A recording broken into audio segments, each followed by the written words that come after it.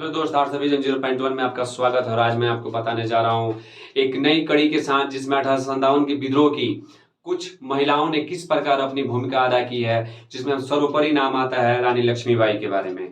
हम रानी लक्ष्मीबाई के बारे में कुछ जीवनी बता रहे हैं आपको। रानी लक्ष्मीबाई का जन्म 19 नवंबर 1828 को काशी में हुआ था। इनका बचपन का नाम मणिकर्णिका था, प्यार से लोग इन्हें मन्नू कहा करते थे। ठीक है, इनकी चंचलता की वजह से इनका नाम छबीली भी पड़ा था। इनके पिता का मोरोपंत नाम था और माता का नाम भागीरथी था।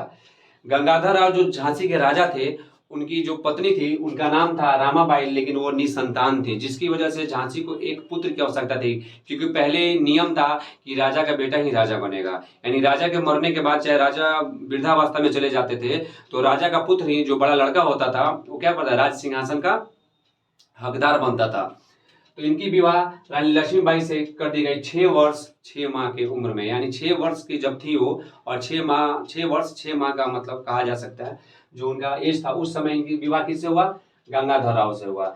लेकिन अकस्मात मृत्यु 21 नवंबर 1853 में किसकी हो गई? गंगाधर राव की हो गई। जब गंगाधर राव की मृत्यु हो गई तो समझ जाइए कि उनको तो संतान हुआ नहीं, जिसकी वजह से डलहौजी जो था उसके मन में बड़ी ही खुशी की लहर दौड़ गई कि चलो अब झांसी के राजा, झांसी का दीपक तो बुझ गया, अब झांसी क्या हो जाएगी? अंग्रेजों के कैद में आ जाएगी, अंग्रेजों का वहां पे हुकूमत हो जाएगी। लेकिन वो भूल चुका था कि औरत चाहे तो कुछ भी कर सकती है, औरत चाहे तो कुछ भी बदल सकती है, यानी सृष्टि की जन्मदाता है तो सृष्टि की विनाश करता भी है। इतिहास इसका बहुत सारा गवाह रहा है। जैसे आपको मैं महाभारत की कहानी बताता हूँ कि जब स्त्री का चिरहरण हुआ तो महाभारत हुआ, सीता का हरण हुआ तो रामायण हुआ। यानी इससे आपने क्या जानकारी हुआ? औरत चाहे तो कुछ भी कर सकती है। वहीं औरत माँ बन के बच्चों को जन्म देकर एक सृष्टि का निर्माण करती है। तो इसी पे डलहौजी को तो इस चीज का ये था कि औरत है, ये कुछ नहीं कर पाएंगी, लेकिन वो भूल चुका था। लेकिन इसी कहानी को मैं एक कविता के जरिए आपके सामने प्रस्तुत कर रहा हूँ। जो सुभद्रा कुमारी चौहान, जो बहुत अच्छी कवित्री रही हैं, जिन्होंने बहुत अच्छा मतलब कहानी लिखी है, कविता यानी पद को बहुत अच्छा सजाया है इन्होंने। सिंहासन हिल उठे राजवंशों की, भ्रिकुटी तानी थी, बूढ़े भारत में आई फिर से नई जवानी थी।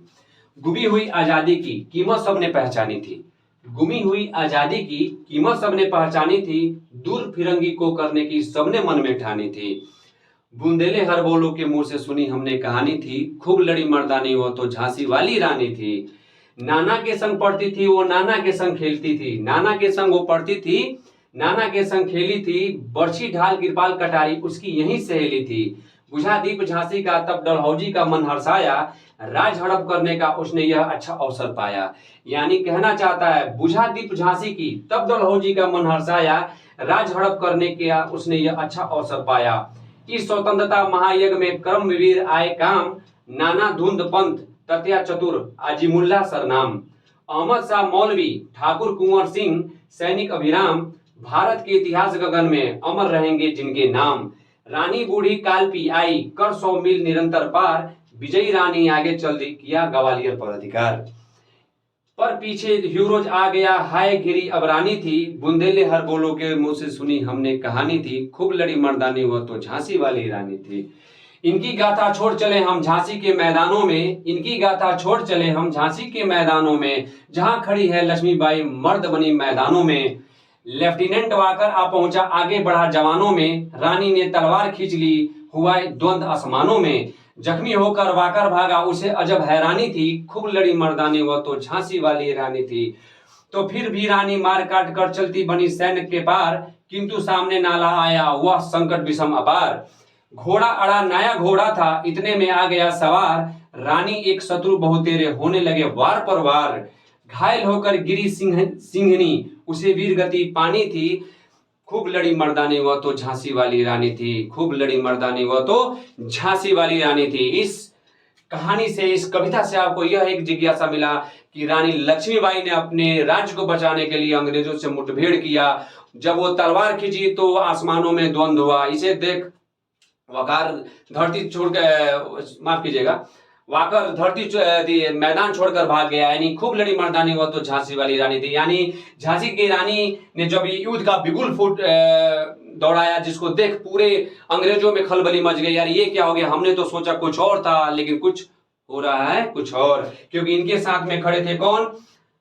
नाना, धुंधु, पंत, तत्या, चतुर, अजीमुल्ला, सरनाम, अहमद शाह, मौलवी, ठाकुर, कुंवर सिंह, सैनिक, अभिराम, इनके जो ये जो है इन वीरों लोगों ने पूरा का पूरा सपोर्ट किया, जिसकी वजह से चारों तरफ अंग्रेजों में हाहाकार मच गया। और उसमें एक लाइन है कि बूढ़े भारत में आई फिर से नई जवानी थी। इसका कहने का मतलब, मेरा तात्पर्य है बहादुर शाह जफर। जब बहादुर शाह जफर, यानी पिछली वीडियो मैंने बनाया था जो बात, उसमें ये चीज मैंने बताया था कि लोग कहाँ गए थे, बहादुर शाह जफर के पास, जिनकी एज कितनी थी, 83 वर्ष, यानी बूढ़े भारत में आई फिर से नई जवानी थी। यह लाइन उन पे फरमाया गया है। और इस पूरे लाइन में कुछ न कुछ संदेश आपको दिया जाता है, कैसे हमने अंग्रेजों से लड़ा और अपने भारतवर्ष को स्वतंत्रता का बिगुल बढ़ाया।